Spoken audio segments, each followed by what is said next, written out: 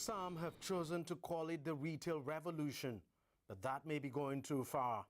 The retail sector in Nigeria is simply evolving from the traditional to the modern. Giant shopping malls like this are beginning to dot the country's landscape. International retail brands are coming in, while others like ShopRite that have been around for a while are rapidly expanding. Over the last 2 years alone, formal retail has attracted over $1.3 billion in investment, and that's according to government estimates. Thousands of direct and indirect jobs have been created in the process. Among the factors driving all of this are rapid urbanization, a growing middle class, and a rise in consumer spending. State governments, too, are partnering with the private sector to build modern shopping malls. Despite all of this, there are still daunting challenges. Infrastructure is still a very big issue.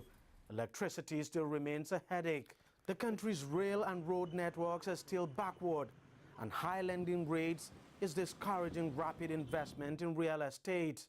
All of this constraints, experts say, the government must tackle head-on.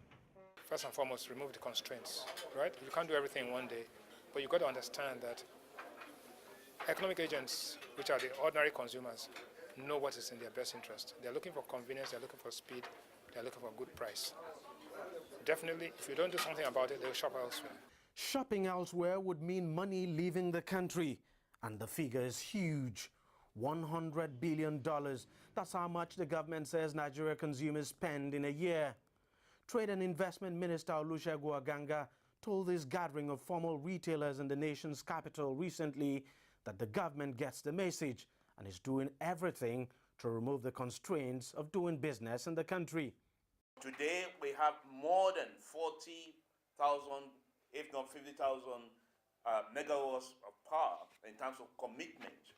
People who want to work with the federal government to build and generate close to about 40 to 50,000 megawatts of power within the next 10 years. So we know this is important to retailers. This is why our government continues to invest in our narrow gauge and standard gauge rail networks to provide cheaper alternative to moving goods around the country. As the retail evolution continues, there are growing fears it could spell the death of traditional retailers. But some argue the fears are unfounded. What the formal retail offers, the organized retail, modern retail, whatever you want to call it, what it does offer? It offers that informal trader to look and learn.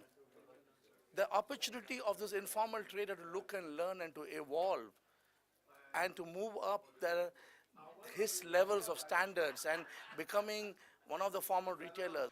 Some of the traditional retailers are already reading the handwriting on the wall and taking the cue. They are upgrading the outlook of their shops and making them comfortable and convenient for consumers. At the moment, traditional retailing is currently holding sway in the country. 95% of Nigeria's retail business is still being done informally. But then formal retailing is making a gradual inroad, and it's only a matter of time before it becomes a trend in the Nigerian retail business sector. Deji Badmus, CCTV, Lagos, Nigeria.